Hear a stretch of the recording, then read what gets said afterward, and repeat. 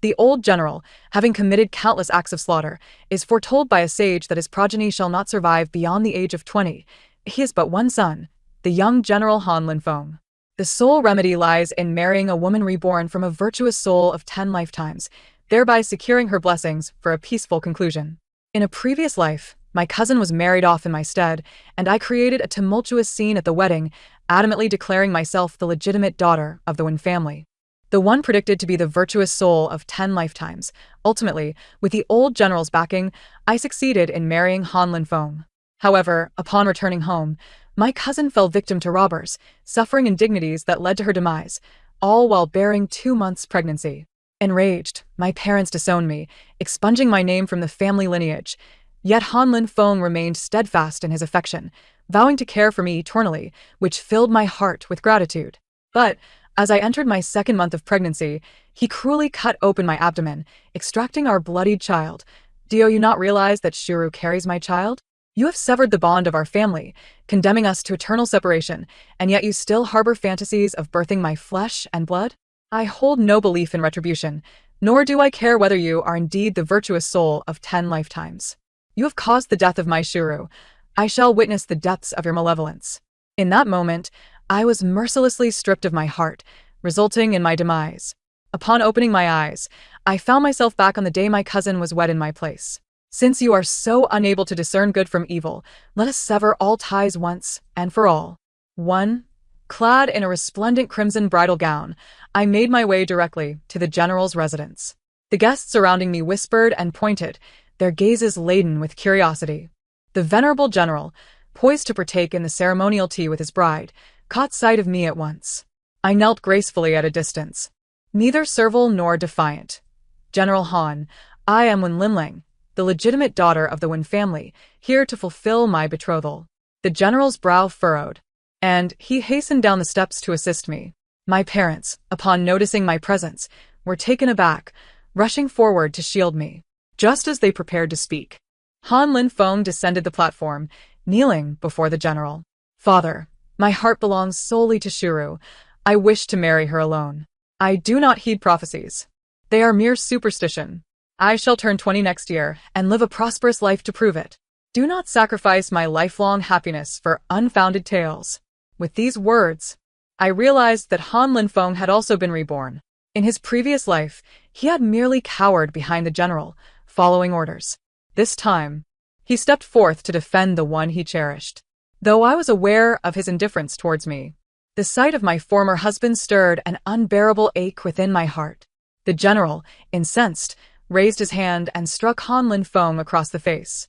Rebellious son, my friend the master would never deceive me. Today, you must wed the legitimate daughter of the Wen family. It was under the iron fist of the general that Han Linfeng had been compelled to take a new bride, me, in his past life.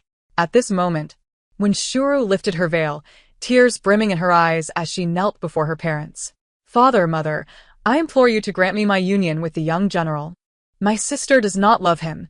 She beseeches me to marry in her stead. I have fallen head over heels for the young general. I shall marry none but him. Upon hearing this, my father swiftly delivered a stinging slap to my face. Shameful. You do not wish to wed, yet you stir up trouble for me. I should have anticipated that my cousin's decision to marry in my stead was not solely her own. Without her parents' backing, how could she so easily arrive at the general's residence to wed?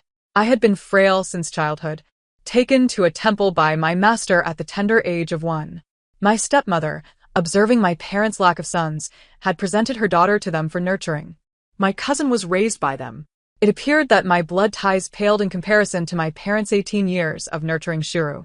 However, they could not cast their murky deeds upon me, for I was not a soft persimmon to be easily manipulated. I covered my face, tears streaming down. Father, when did I ever express a desire not to marry? It was my cousin who brought me a calming soup last night, and after consuming it, I slept soundly until noon, only to awaken to find the house deserted. If my cousin wishes to marry the young general, I would not dare to obstruct her. But the marriage contract bears my name, and today is my wedding day. If she desires to wed, why does she not use her own identity? 2. My parents likely did not anticipate that the submissive daughter they once knew would now dare to speak back. Their expressions were filled with astonishment, momentarily at a loss for words. The general's residence had shown interest in the daughter of a fifth-rank official solely because I was deemed the reincarnation of a virtuous soul prophesied by the master. Only I could ensure the young general's prosperous fate.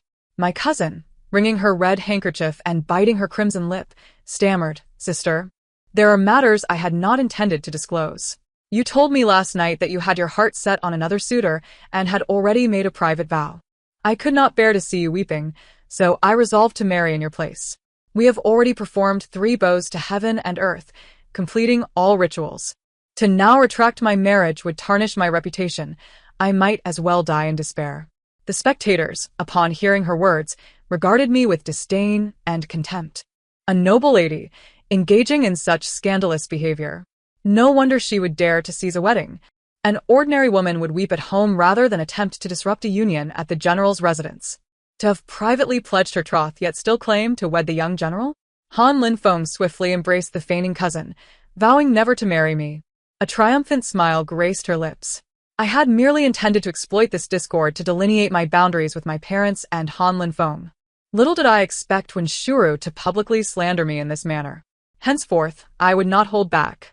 With a cold smirk, I retorted, "Cousin, I have observed your recent bouts of nausea. If you dare to assert that I have already made a private vow, might I then conclude that you have been deflowered and are with child?"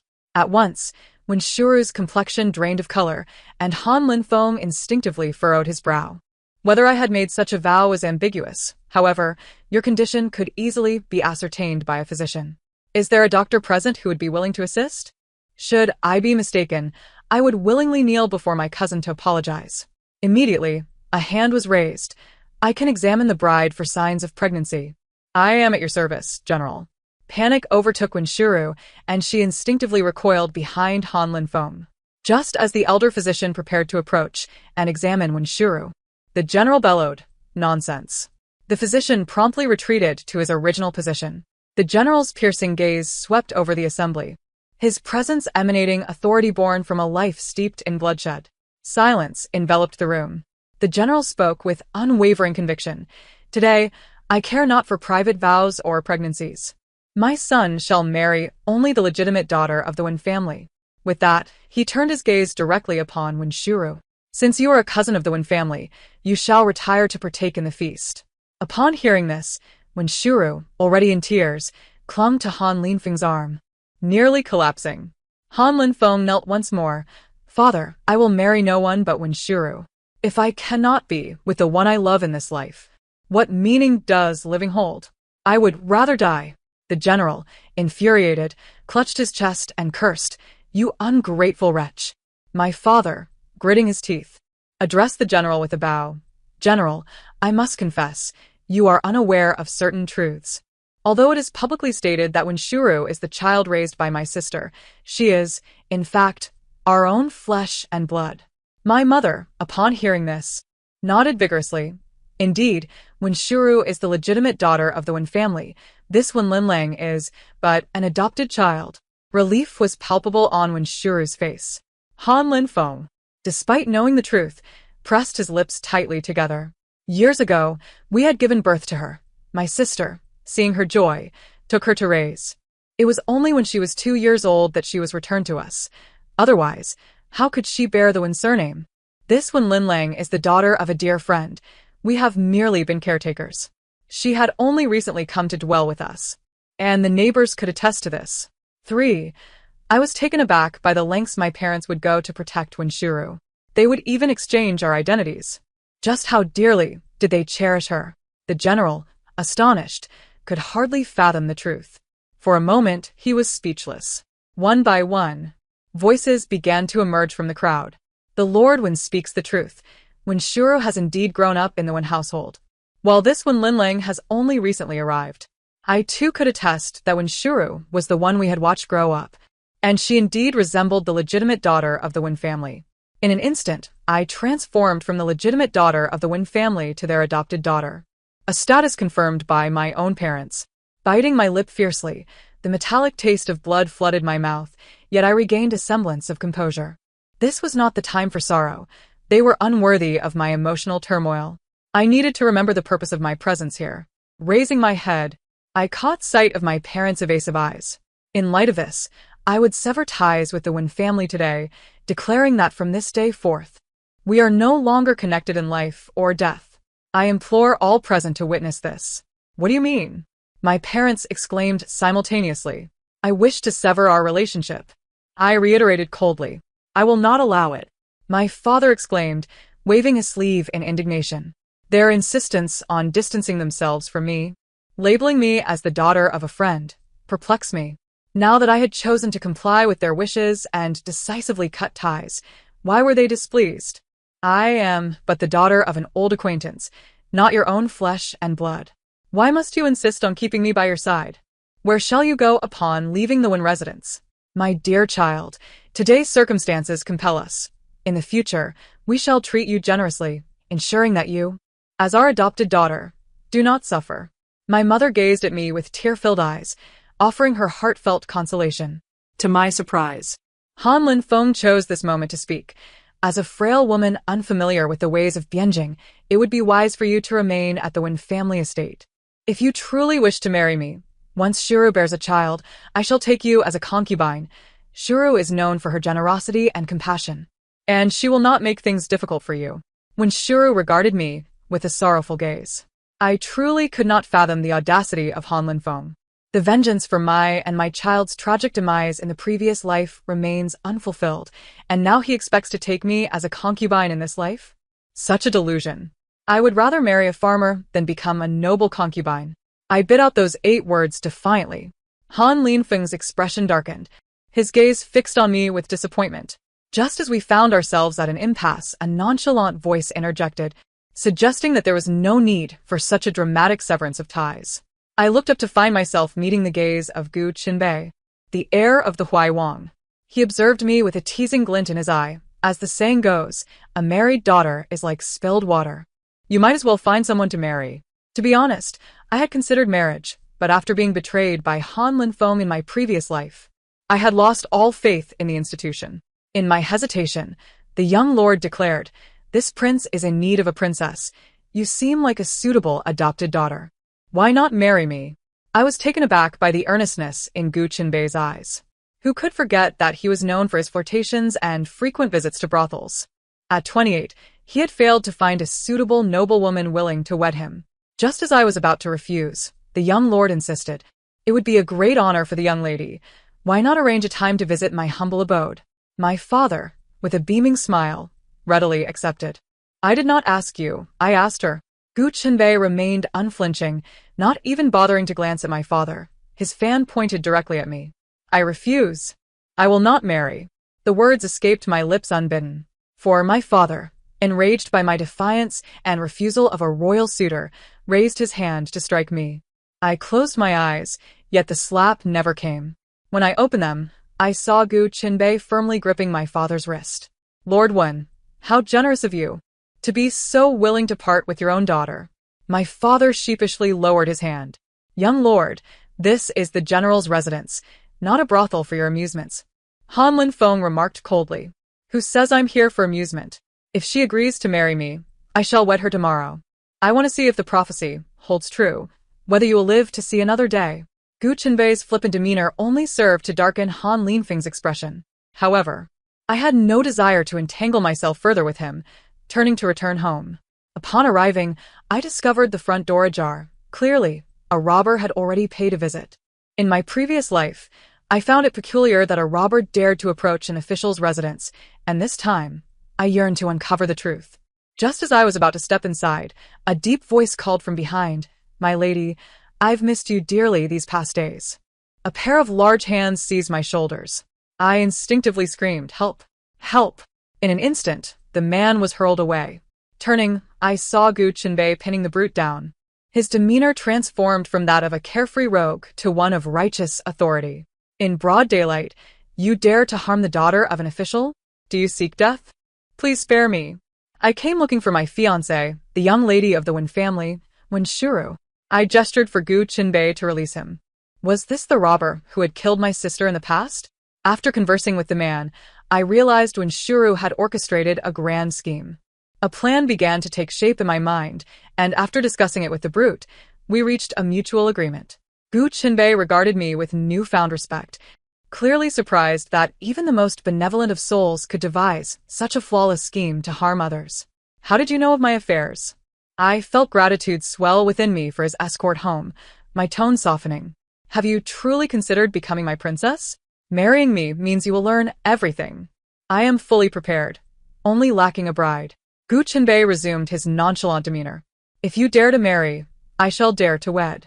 The next day, I found myself, as if in a dream, becoming Gu Qinbei's bride. Han Linfeng and Wen Shuru arrived together at the Huaiwang's residence for the ceremony.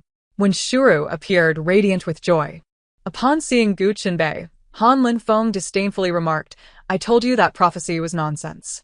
The young lord is no match for me in health. And being a few years my elder, I wonder when he will meet his end. Wen Shuru, covering her mouth, laughed heartily. Rumor has it the young lord has taken nearly 900 concubines over the years. Your sister's courtyard must be quite lively. I smirked, tugging at the red silk sash on my dress, signaling Gu Qinbei to hasten with the vows. Ceremony complete. A voice called out, and the crowd erupted in applause. Suddenly, a commotion broke out. Han Linfeng clutched his chest and collapsed to the ground. Wen Shuru rushed to support him. What is wrong? General, please do not frighten me. Han Linfeng struggled to point toward my direction. When Linling, save me. He finally believed that the prophecy of not marrying me would lead to his demise was no mere superstition. 5. Gu Qinbei wrapped his arm around my shoulders, attempting to shield me as we turned to leave. However, the old general abruptly blocked our path. Miss Wen, I implore you, for the sake of old grievances, please save my child. I had no choice but to lift my veil and, hand in hand with Gu Qinbei, approach Han Linfeng. At that moment, his face was ashen, beads of sweat cascading down his forehead. When Shuru anxiously dabbed at his brow with a handkerchief, the old general approached and kicked Wen Shuru down. It is all you're doing, you enchantress. You have bewitched my son. If you are the legitimate daughter of the Wen family, why did my child suddenly fall today? My parents stood frozen in shock, paralyzed by the unfolding scene. When Shuru cried, covering her face, the lineage of a child is determined by their parents. I am but a frail woman. What do I know? The old general cast a piercing glance at my parents, who were drenched in cold sweat. Han Linfeng coughed, spitting out a large pool of blood. The old general quickly embraced him. Child, hold on. Then he turned to me, pleading earnestly, Wen Linling, we have wronged you. We betrothed you, but married your cousin instead. If you would save my child, I will grant you any request. I raised an eyebrow. Old general, you understand that to save your son, I must marry him, but I am now the Huaiwang's princess. This complicates matters, does it not? The old general replied. What difficulty is there? As long as you agree to remarry, I shall concede to any demands from the Huaiwang's residents or your family. Gu Qinbei scoffed. On what grounds? To save your son. Do you expect me to sacrifice my perfect union with Linling? Just yesterday, she was donned in bridal attire, eager to wed your son. Have you forgotten his words? Han Linfeng had lamented that without marrying his true love, what purpose was there in living? Now that his wish had been fulfilled, perhaps he was pleased. The old general's face darkened, recalling his son's previous statements, and fell silent. Yet Han Linfeng persisted. Confronted with death, he was truly afraid, gripping his father's robe tightly. He struggled to speak. Linling, I beg you, save me. I was wrong. I pondered for a moment. The ceremony between the young lord and me has already been completed. While I may not possess my cousin's talent for leveraging others' identities, I believe her words hold truth. To break off an engagement is to ruin a woman's reputation. It would be better to die than to suffer such disgrace. Upon hearing this, Han Linfeng ceased to speak, closing his eyes as a single tear fell. As we prepared to depart, the old general suddenly knelt behind us with a thud. The elderly warrior, who had spent the majority of his life on the battlefield, bent his back and spoke. Miss Wen, I am acutely aware of my son's transgressions against you. However, at this moment, you are his only hope. He is my sole child. I implore you, devise a means to save him. I exchanged a glance with Gu Qinbei before slowly turning away. Gu Qinbei interjected. She is my consort. To ask her to remarry is tantamount to my death. I continued. Aside from marrying me, there exists another solution. I recall my master once mentioning that such a fate is typically wrought from the grievances of wandering spirits. To save oneself, there remains but one method. The old general and Han Linfeng's eyes sparkled with renewed hope. One must take the heart's blood of their beloved and offer it at the mass grave, personally honoring it for 3 days and nights. Though the young general may not return to his former self, he can be spared his life. Upon hearing this, the old general exhaled in relief. Immediately, someone nearby presented a dagger and a bowl. Han Linfeng's feeble gaze turned to Wenshuru. Shuru, you must come quickly. Yet. Wenshuru, paralyzed by fear, retreated, clutching her arms. No, no. Will he still live after taking the heart's blood? After a moment, she seemed to recall something. Han Lang? I am still with child. How can I provide heart's blood? Han Linfeng regarded Wenshuru with disappointment. The old general, incensed, ordered her to be forcibly restrained to take the blood. Gu Qinbei shielded me as we departed.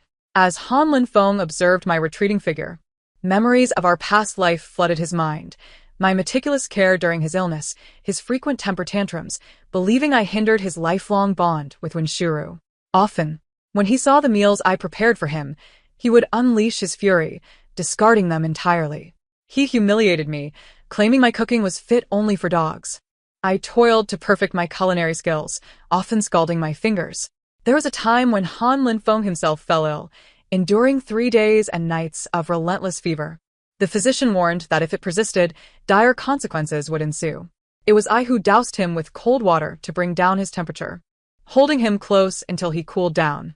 Ultimately, he was saved, but I succumbed to a chill and developed a cough. Vivid scenes from my past life played like lanterns before his eyes. Suddenly, he felt foolish for mistaking a false gem for a true pearl, having devoted himself to the hypocritical Wenshuru. After taking her heart's blood, Wenshuru wept profusely. The old general, unwilling to delay any further, hastened with Han Linfeng to the mass grave. Yet, Wenshuru cowered behind. I shall not go. As a frail woman, I am terrified of the mass grave. The old general, no longer willing to indulge her, left her behind and departed swiftly. It was said that after that incident, Han Linfeng did indeed preserve his life. Yet he remained exceedingly frail, requiring assistance even to walk. Observing his condition, Wenshuru was filled with disdain. The old general's anger flared at the sight of her. Yet he considered that she might be carrying Han Linfeng's only child, thus the general's household continued to provide for her generously. After their marriage, I inquired of Gu Qinbei how he knew so much about me. He merely smiled gently and said it was for me to remember in my own time. That rogue. He deceived me. 6 months later, I never anticipated crossing paths with Han Linfeng again. That day, I had just returned from the temple to the prince's residence when I spotted a figure standing at the entrance, snow piled high on his shoulders, suggesting he had been there for quite some time. I intended to bypass him, but to my surprise, he seized my wrist. Turning back, I found it was Han Linfeng, now gaunt and skeletal, his eyes sunken. Upon seeing me, a peculiar light ignited in his gaze. Lin Lang, is it truly you? I thought I was dreaming. I yanked my arm away. Han Linfeng, show some respect. I am now the prince's consort. His expression was one of hurt as he stammered, Gu Qinbei. Does he treat you well?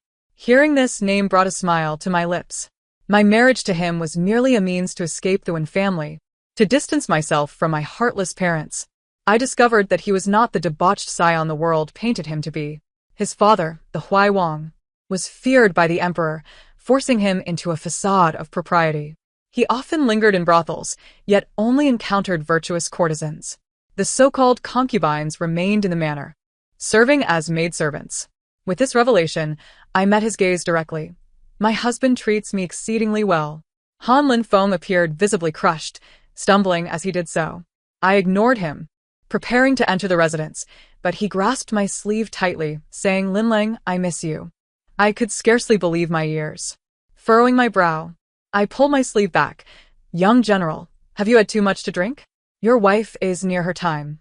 Why come to me with such sentiments? His expression twisted in pain as he sank into memories. Lin Lang, you may not know, in our past life, we were indeed husband and wife. And we had a lovely child. His self-proclaimed depth of feeling made me want to retch. I interrupted, so, you killed my child, ripping him from me. You extracted my heart, wanting to see if it was black. Am I right? I am also curious. What color is my heart? Is it black? Are you satisfied? Young general? Upon hearing my words, Han Linfeng sat in disbelief on the ground. Realization dawned upon him as he murmured, "So, you too have been reborn. You never intended to marry me from the start. You are here for revenge." I nodded in satisfaction. Who would marry you after seeing through your true self?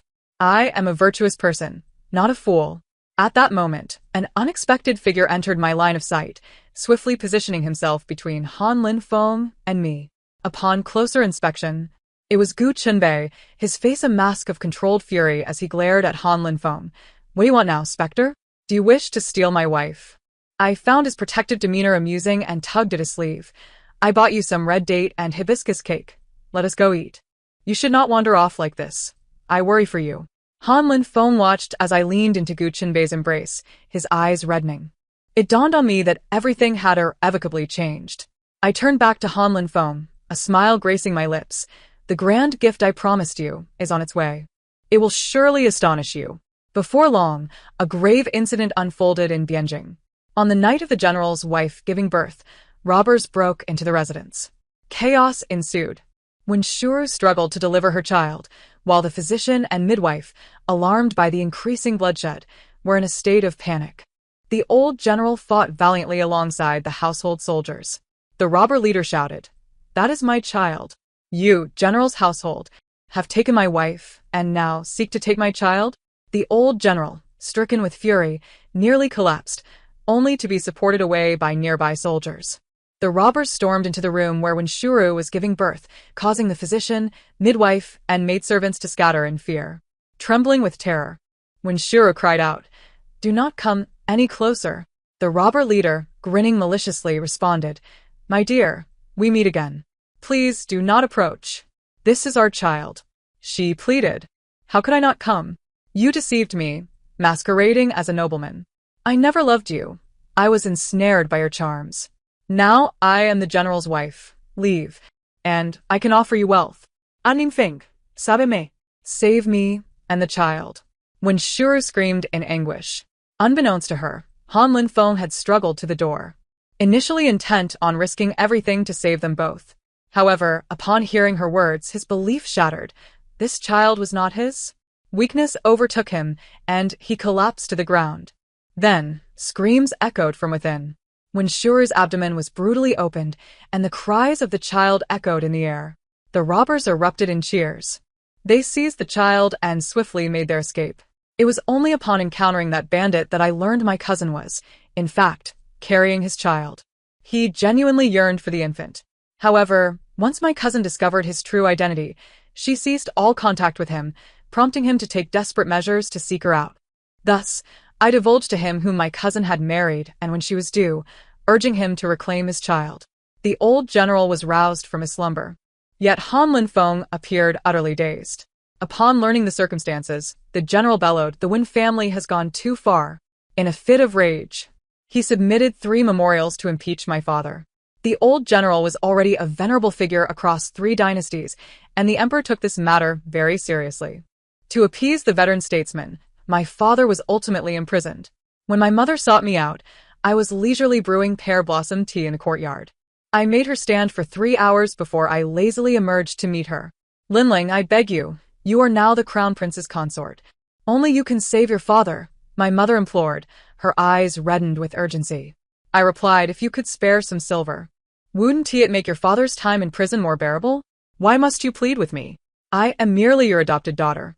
I emphasized the term adopted daughter with weight. My mother, filled with regret, could not stop her tears from flowing as she spoke in a choked voice. "Linling, it is our parents who have wronged you. You do not understand. We entrusted the management of our household to your cousin long ago. But this traitor has embezzled all our funds to benefit your aunt." I replied with an air of nonchalance, "Then go seek your aunt. Go to your cousin. Why come to me?" My mother sighed. "Linling, in our earlier years, we were indeed at fault for our favoritism. However, your cousin has passed away. The deceased must be respected.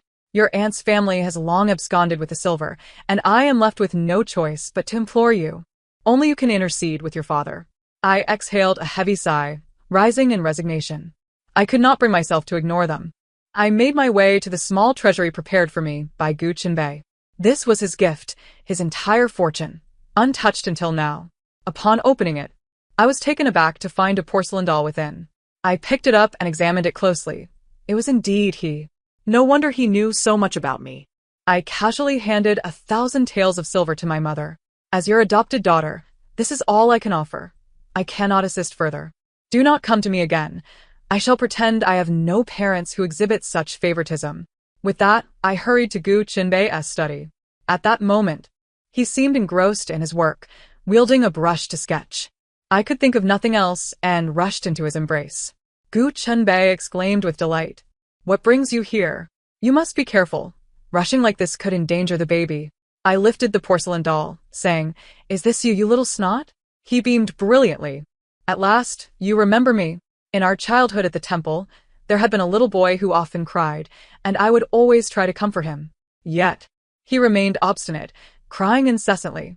Eventually, I had no choice but to gift him my favorite porcelain doll. To my relief, he adored it and ceased his tears. We played for a while until he was taken away by his family. I only knew he was of noble lineage, unaware of his true identity. It turned out he was Gu Qinbei. I glanced at the table where he was sketching my portrait. It was a peculiar sensation to be cherished in someone as heart. 8 months later, the child was born, a boy. We named him Gu Lele, hoping he would find joy throughout his life. My father was later exiled 3,000 miles away to reside in a distant borderland, and my mother accompanied him. It is likely that we shall never meet again in this lifetime. I will safeguard my little family, choosing not to bear any more children or adopt. I will forever bestow my affection solely upon my one and only child. Thus shall my remaining days unfold, and it shall be enough. The end. Thank you for listening. We shall meet again in the next story.